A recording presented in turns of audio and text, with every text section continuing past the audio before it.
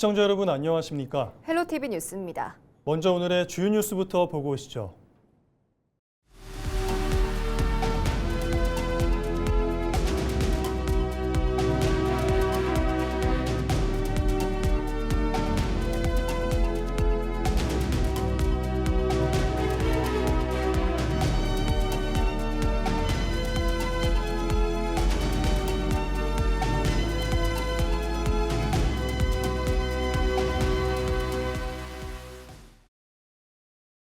민선국이 경남 지역 지방의회가 임기를 시작했지만 개원 초기부터 의장단 선출과 원구성을 둘러싼 갈등이 잇따르고 있습니다.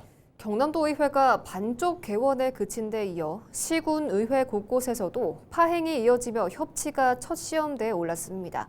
보도에 표영민 기자입니다. 제13대 경남도의회가 의장단 선출과 함께 공식 출범했습니다. 하지만 본회의장 의석 3분의 1가량은 비었습니다. 더불어민주당 의원들이 국민의힘의 의장단과 상임위원장 독식을 규탄하는 손팻말 시위를 벌인 뒤 본회의장을 떠났기 때문입니다. 민주당은 원구성 과정에서 도민 지지율을 고려해 부의장 1석과 상임위원장 2석을 배분해야 한다고 주장했습니다. 그러나 상임위원장 배분을 둘러싸고 국민의힘과 입장차는 끝내 좁혀지지 않았습니다.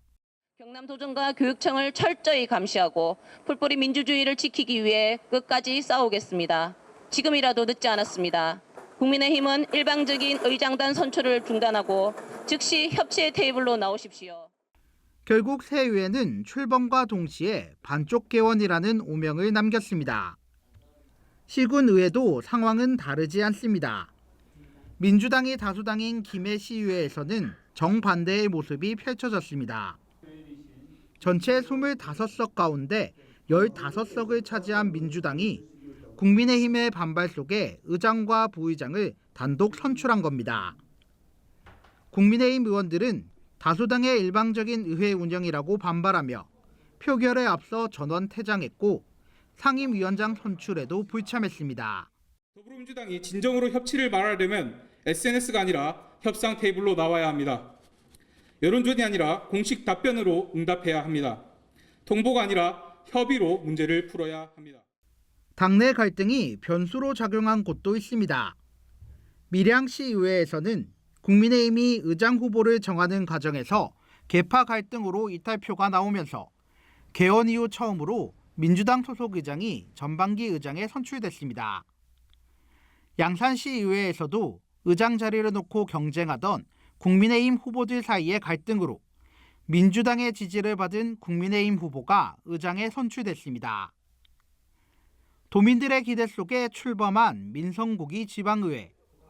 하지만 원구성 단계부터 갈등과 파행을 겪으면서 협치의 과제를 안고 출발하게 됐습니다. 헬로티비 뉴스 표영민입니다. 민선국이 부산시정이 해양수도 부산 완성에 속도를 내고 있습니다. 전재수 시장은 7일 전 직원을 대상으로 한 특강에서 부산시가 추진 중인 북극 항로가 새로운 기회가 될 것이라고 강조했습니다. 전 시장은 또 부산항 국내 다른 항만보다 높은 경쟁력을 갖추고 있다고 말했습니다. 박근수 기자입니다. 최근 10년 사이 북극 항로를 이용하는 물동량은 10배로 증가했습니다. 중국이 빙산 실크로드를 통해 북극 진출을 가속화하고 있고 러시아도 막대한 재원을 들여 새 항만을 만드는 등 세계 각국이 북극 항로를 선점하기 위해 총력을 기울이고 있습니다. 전재수 부산시장은 7일 부산시정 방향에 대한 직원 특강에서 새로운 길이 열린다는 것은 새로운 기회라며 부산이 북극 항로 패권 국가로 가는 시작점이 돼야 한다고 강조했습니다. 북극 항로를 선도하려면은 지리적으로 좋은 위치뿐만이 아니고 해운 항만 경쟁력을 가지고 있어야 됩니다.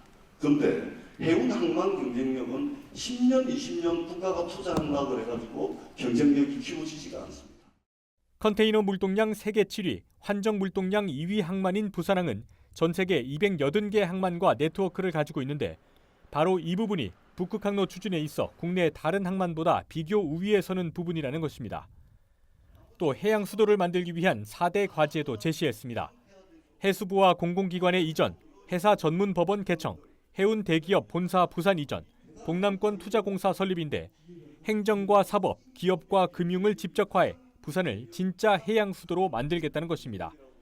특히 정부가 추진하고 있는 수도권 1극 체제 극복은 비수도권 대표 도시인 부산이 마중물이 될 것이라고 강조했습니다. 이 한반도 남단인 부산의 새로운 성장 거점과 성장 엔진이 만들어질 것이고, 그렇게 된다면 서울 수도권과 대등하게 경쟁할 수 있는 새로운 성장 기반을 마련하는 것이고. 전 시장은 여기에 더해 통번역 전문대학원 설립과 극지 해기사 양성 등 인재 육성을 통해 부산의 경쟁력을 더욱 키워나가고 부산의 새 성장축을 만들겠다고 자신감을 보였습니다. 헬로티비 뉴스 박근수입니다.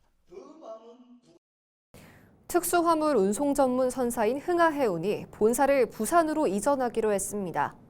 흥하해운은 7일 서울의 한 호텔에서 본사 부산 이전 발표식 행사를 열어 친환경 대형선 중심의 글로벌 특수선 해운 기업으로 도약하기 위해 해양 클러스터가 있는 부산으로 본사를 올해 말까지 이전한다고 밝혔습니다.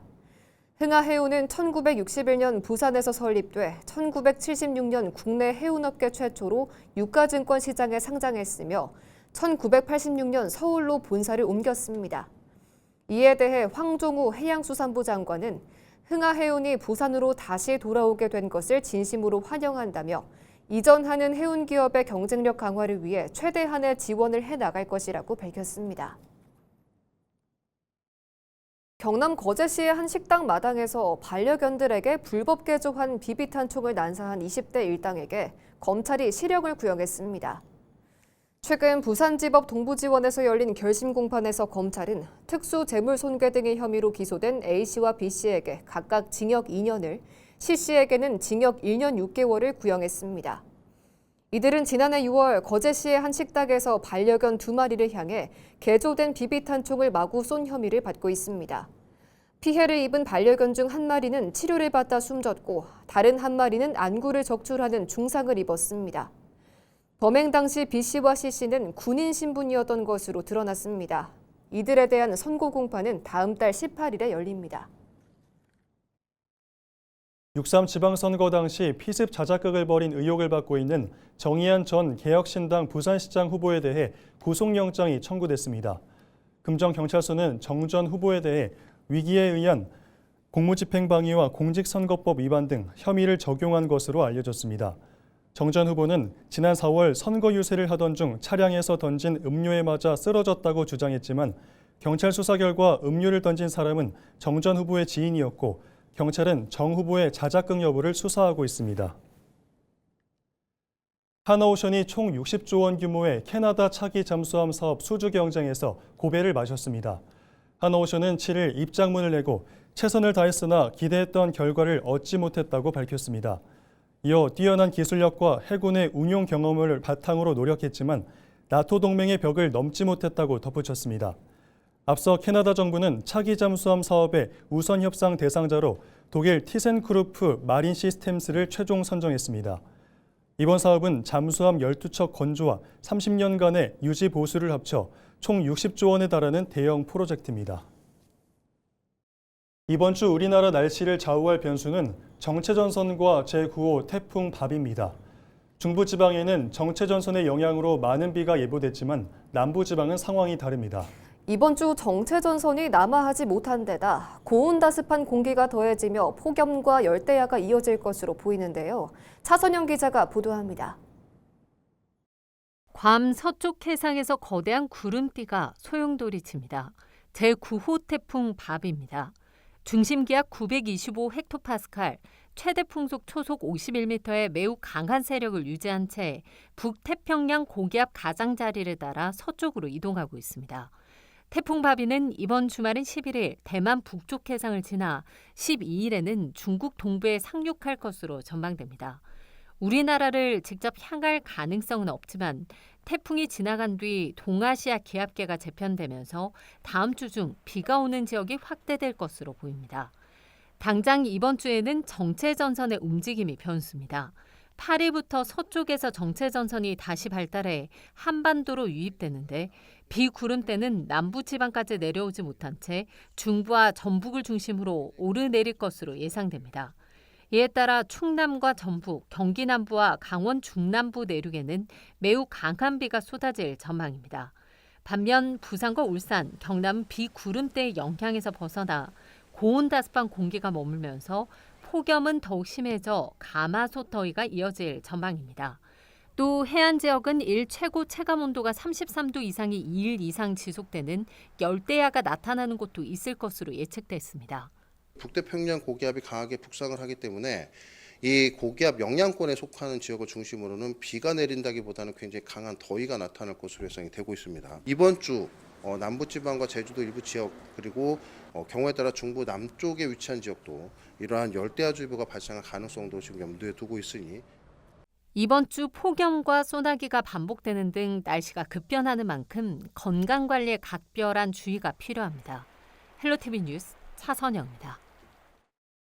겨울철 대표 과일로 알려진 딸기가 이제는 계절의 한계를 넘어 여름 시장까지 노리고 있습니다.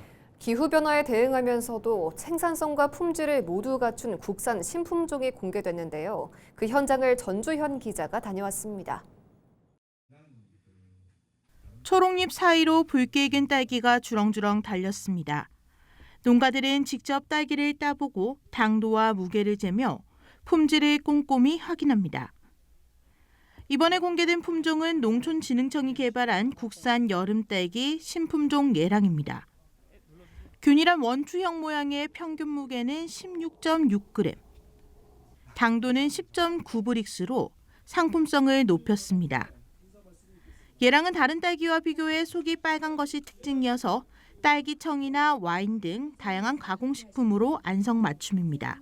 수요는 굉장히 많은데 공급이 이제 못 따라가는 그런 실정이고 이 예랑을 하면 이제 수확량도 어느 정도 받쳐주면 지금 공급이 원활해질 것 같거든요. 그런 이제 기대를 굉장히 많이 갖고 있습니다. 예랑 품종을. 무엇보다 가장 큰 특징은 여름철 고온기에도 수확이 끊기지 않는다는 점입니다. 기존 여름딸기 품종은 한여름이 되면 생육이 떨어지고 수확량이 감소하는 이른바 수확 휴식기가 있었지만 예랑은 고온기에도 안정적으로 열매를 맺어 연속 생산이 가능합니다. 실제 수확량도 기존 품종보다 34% 정도 많습니다. 수확 휴식기가 발생하는 경우 많게는 2달까지도 딸기 생산이 안 되기 때문에 농가에 좀 직접적인 타격을 주는 경우가 많았어요. 그래서 수확 휴식기가 없는 좀 다수성 여름딸기 품종을 만들고 싶다라는 목적이 가장 커서 이제 예랑이라는 신품종을 개발하게 되었습니다. 희소성이 높은 여름딸기는 겨울딸기보다 높은 가격에 거래되는 만큼 농가들의 관심도 커지고 있습니다. 현재 있는 저희가 키우는 여름딸기는 어쩔 수 없이 고온기에는 약간 휴식기를 가지게 되는데 지금 예랑은 그 휴식기를 조금 더 뛰어넘을 수 있는 품종 같아서 많은 기대를 가지고 있습니다.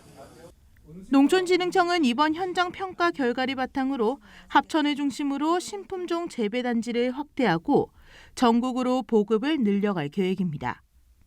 무더위 속에서도 쉼없이 수확할 수 있는 국산 여름딸기 품종인 예랑. 여름에도 국산 딸기를 안정적으로 수확할 수 있는 새로운 품종이 개발되면서 농가의 새로운 소득 작물이 될 수 있을지 기대를 모으고 있습니다. 헬로티비 뉴스 전주연입니다.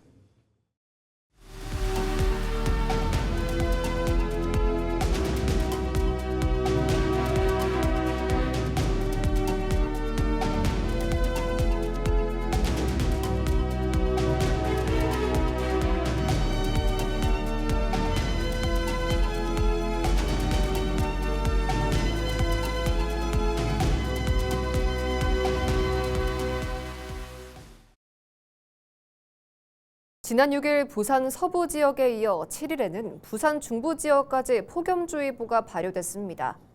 기상청은 7일 오전 11시를 기해 금정구와 부산 진구 등 부산 중부 지역에 폭염주의보를 발효한다고 밝혔습니다. 폭염주의보는 일 최고 체감온도가 33도 이상인 상황이 이틀 이상 계속될 것으로 예상될 때 내려집니다. 합천군이 합천 영상테마파크 숙박시설 조성 사업과 관련해 시공사가 제기한 약 205억 원 규모의 구상금 등 청구 소송에서 전부 승소했습니다. 합천군에 따르면 법원은 시공사가 청구한 구상금 지급 책임을 인정하지 않고 청구를 모두 기각했습니다. 앞서 대주 측은 시행사와 시공사, 합천군 등을 상대로 대출금 반환 소송을 제기했고 이후 합천군은 121억 원, 시공사는 205억 원을 각각 부담해 대출 원리금을 지급했습니다. 하지만 시공사는 자신들이 낸 205억 원도 합천군이 최종 부담해야 한다며 구상금 소송을 제기했지만 받아들여지지 않았습니다. 김윤철 합천군수는 이번 판결은 사실관계와 법률적 쟁점을 종합적으로 판단한 결과라며 앞으로도 국민의 세금이 낭비되지 않도록 책임 있는 행정을 이어가겠다고 밝혔습니다. 경남 거창군이 고유가 피해 지원금 지급률 99.9%를 기록하며 도내 군부 1위를 달성했습니다. 군은 지난 4월부터 고유가 피해 지원금 117억 원과 도민생활지원금 57억 원 등 총 174억 원을 국민에게 지급했다고 7일 밝혔습니다. 이는 전담팀을 구성해 찾아가는 신청 서비스를 운영하는 등 사각지대를 최소화한 결과로 분석됩니다.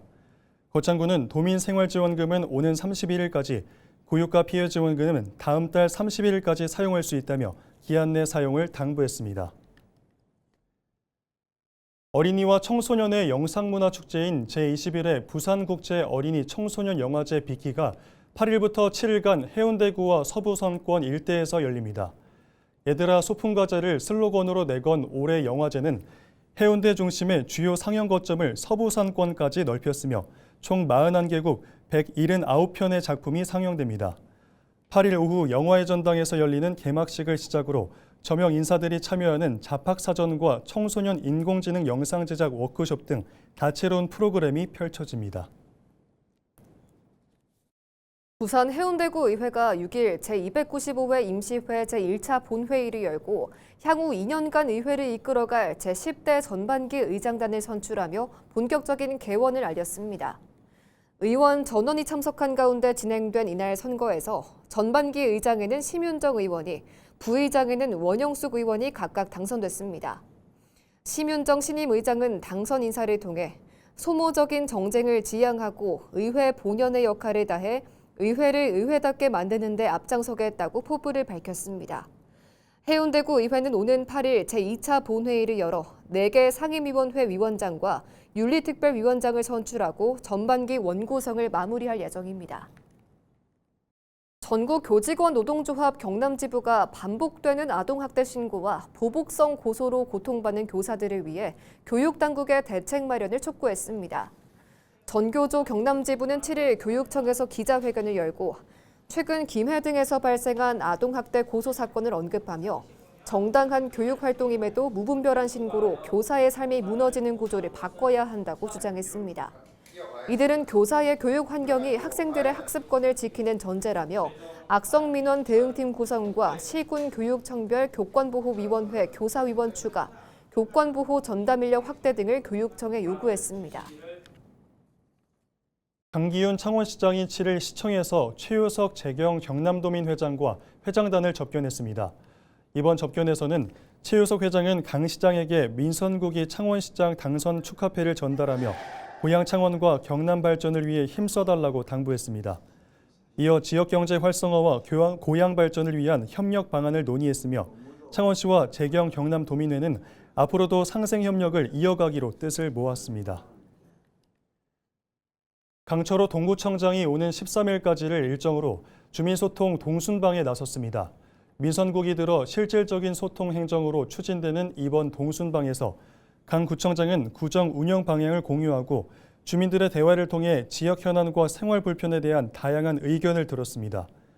강철호 동구청장은 주민들의 작은 의견도 소중히 듣고 구정에 반영하겠다며 현장 중심의 소통 행정을 이어가겠다고 밝혔습니다. 부산시가 광안대교를 이용하는 출퇴근 근로자들의 교통비 부담을 줄이기 위해 8일부터 출퇴근 시간대 통행 차량의 요금을 전면 무료화합니다. 이에 따라 평일 오전 6시부터 9시, 오후 6시부터 8시 사이에 광안대교를 통행하는 모든 차량은 별도 절차 없이 무료로 이용할 수 있습니다. 부산시는 을숙도대교와 산성터널을 포함해 교통 모니터링을 강화하고 갓길 정차나 과도한 서행 등 혼잡 유발 행위는 계도할 방침입니다. 이상으로 뉴스를 마칩니다. 시청해주신 여러분 고맙습니다.